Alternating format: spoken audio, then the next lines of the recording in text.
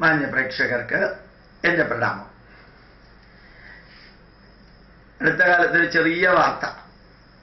മുസ്ലിം സമുദായത്തിൻ്റെയും Christian സമുദായത്തിൻ്റെയും വാർത്തകൾ എന്തായാലും ചാലക്കുടിയിലെ പോട്ട ധ്യാന കേന്ദ്രത്തിലെ 850 കൊലകളും ഒരു പ്രശ്നവും ഇല്ലാതെ പോയതുപോലെ ക്രിസ്ത്യാനികളും മുസ്ലിങ്ങളും എന്ത് ചെയ്താലും മാധ്യമങ്ങളും ചർച്ച ചെയ്യില്ല, ബുദ്ധിജീവികളും ചർച്ച ചെയ്യില്ല.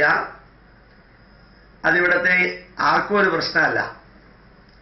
നേരെക്കുറിച്ച് വല്ല സന്യാസിയോ സ്വാമിയോ സ്വാമിനിയോ ആശ്രമത്തിലോ എന്തെങ്കിലും സംഭവിച്ചാൽ അത് മൂന്നാം ലോക മഹായുദ്ധം പോലെ അതിശയോക്തി കലർത്തി വിവരിക്കുന്ന ഒരു ബുദ്ധിജീവികളുടെയും മാധ്യമങ്ങളുടെയും സംസ്കാരം മിനിഞ്ഞാന്ന് നടന്ന ഒരു സംഭവത്തിലേക്ക് ശ്രദ്ധ ആകർഷിക്കപ്പെടാതെ പോയി.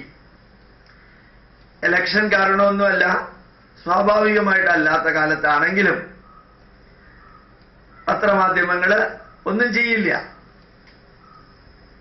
യഥാർത്ഥത്തില് രാജസ്ഥാനിലെ ഒരു മുസ്ലിം സ്ത്രീ സുപ്രീം കോടതിയിൽ പോയി. അവരുടെ ഭർത്താവ് അവരെ 3 പ്രാവശ്യം തലാക്ക് ചൊല്ലി. പ്രവാചകനായ മുഹമ്മദ് നബിക്ക് 11 ഭാര്യമാരെയും തലാക്ക് ചൊല്ലാൻ അവകാശം ഉണ്ടായിരുന്നു. പക്ഷെ അവർക്ക് വേറെ പുരുഷന്മാരെ കല്യാണം കഴിക്കാനുള്ള അവകാശം ഉണ്ടായിരുന്നില്ല. കാരണം തലാക്ക് ചൊല്ലിക്കഴിഞ്ഞിട്ട് ലോകത്തിലെ ഏറ്റവും വികൃതമായ മൃഗങ്ങൾക്ക് പോലും ഇല്ലാത്ത ഒരു സംസ്കാരം മുസ്ലിങ്ങളിലെ ചില വിഭാഗത്തിനുണ്ട്. തലാക്ക് ചൊല്ലിക്കഴിഞ്ഞ് പിന്നീട് പശ്ചാത്തപിക്കുകയാണെങ്കിൽ ആ പെണ്ണിനെ കെട്ടാൻ പറ്റില്ല. ആ പെണ്ണിനെ വേറെ ആരെങ്കിലും കെട്ടിയിട്ട് വീണ്ടും എച്ചിലാക്കിയതിന് ശേഷമേ ഇവർക്ക് കെട്ടാൻ പാടുള്ളൂ എന്നാണ് പശ്ചാത്താപം തോന്നിയവർക്ക് ചെയ്യേണ്ടത്. ഇത്ര പ്രാകൃതമായിട്ടുള്ളതാണ്. ഞാനിത് പറയുമ്പോൾ ചില മുസ്ലിം പയ്യന്മാർ പറയും, സാറ് ഖുർആൻ വായിക്കണമെന്ന്. ഞാൻ പറഞ്ഞത് തെറ്റാണെന്ന് പറയില്ല. സാർ ഖുർആൻ വായിക്കണം, താങ്കൾ ഖുർആൻ വായിക്കണം, 4 മുറികൾക്കകത്തിരുന്നുകൊണ്ട് ഇതൊക്കെ പറയുന്നതിന് മുമ്പ് സത്യം എന്താണെന്നൊക്കെ അറിയണമെന്ന് പറയും. പക്ഷെ ഗോപാലകൃഷ്ണൻ പറഞ്ഞത് തെറ്റാണെന്ന് പറയില്ല. അതാണ് കറക്റ്റ്. പറ്റിക്കാനുള്ള, ജനങ്ങളെ പറ്റിക്കാനുള്ള എളുപ്പ വഴി അതാണ്. അങ്ങനെ രാജസ്ഥാനിലെ സ്ത്രീക്ക് 3 തലാക്ക് ചൊല്ലിയ സ്പീഡ് പോസ്റ്റിലാണ്. സ്പീഡ് പോസ്റ്റിൽ ഒരു കത്ത് 3 തലാക്ക് ചൊല്ലി കിട്ടി.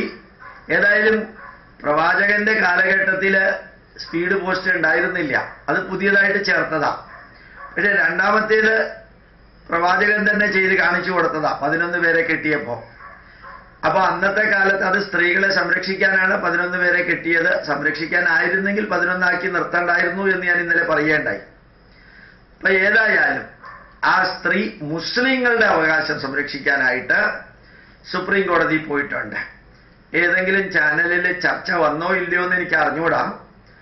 ഏതായാലും ഇലക്ഷൻ്റേതുൾപ്പെടെ, ഇലക്ഷൻ റിസൾട്ടിൻ്റേതുൾപ്പെടെ കാണാനായിട്ട് TV ചാനലുകൾ ഇപ്പൊ ഞാൻ ഓൺ ചെയ്യാറില്ല. കാരണം എൻ്റെ ബ്ലഡ് പ്രഷർ കൂട്ടാൻ ഈ തനി അസംബന്ധവും മുൻവിധിയോടു കൂടിയുള്ളതും സത്യം പറയുന്നവരെ ഒതുക്കി നിർത്തുന്നതും ആ ചാനലിന്റെ വീക്ഷണത്തെ പ്രചരിപ്പിക്കാൻ പറ്റുന്ന രീതിയിലും അല്ലെങ്കിൽ അത് കൈകാര്യം ചെയ്യുന്ന കോമ്പയററുടെ ആ വീക്ഷണത്തെ സ്ഥാപിക്കുന്നതിനുമായിട്ടുള്ള ചർച്ചകളായതുകൊണ്ട് അത് ഞാൻ കാണാറില്ല. കാണാത്തത് കൊണ്ട് ഒത്തിരി സമാധാനവുമുണ്ട്. അതുകൊണ്ട് ഇത് ഞാൻ നേരിട്ട് കണ്ടില്ല, ചാനലിൽ വല്ല ഡിസ്കഷൻ വന്നോ ഇല്ലയോ എന്നുള്ളത്. ഏതായാലും ഈ മുസ്ലിം സ്ത്രീ രാജസ്ഥാനിൽ നിന്നുള്ളത് സുപ്രീം കോടതിയിൽ പോയി. സുപ്രീം കോടതി അത് വളരെ ഇമ്പോർട്ടൻ്റ് ഇഷ്യൂ ആയിട്ടെടുത്ത് മുസ്ലിം സമുദായത്തിനൊരു പക്ഷേ തന്നെ ബാധകമാകുന്ന ഒരു വിധിയായിരിക്കും പ്രഖ്യാപിക്കുക.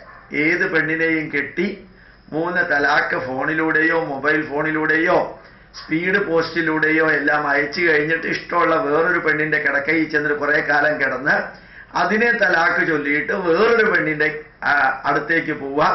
ഇതിന് ഈ പെണ്ണുങ്ങൾ നിന്നു കൊടുക്കുന്നല്ലോ എന്നുള്ളതാണ്.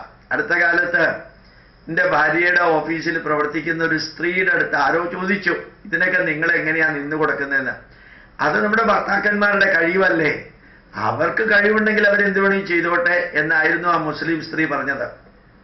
ഏതായാലും 10-25 കെട്ടിയിട്ട് അവർക്കൊക്കെ ഗർഭം ഉണ്ടാക്കിയിട്ട് കുറെ പോകുന്നതും ആണുങ്ങളുടെ കഴിവാണ് എന്ന് അംഗീകരിക്കുന്ന ഭാര്യമാരാണ് ഉള്ളതെങ്കിൽ ആ ഭർത്താക്കന്മാരുടെ പുണ്യമാണത്.